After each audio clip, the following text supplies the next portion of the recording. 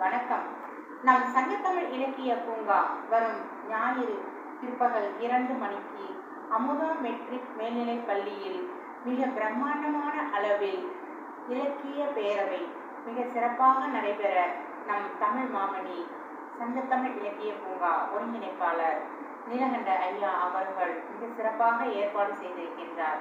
இந்நிகழ்ச்சியில் சிறுவர்களுக்காக பாட்டு போட்டி, கவிதை போட்டி, கட்டுரை போட்டி, ஓவிய போட்டி என்று அனைத்து போட்டிகளும் மிக சிறப்பாக நடைபெற உள்ளது.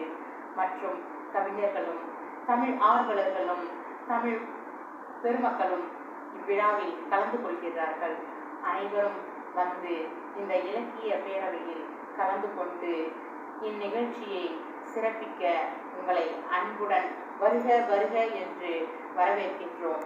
நீலகண்ட தமிழன்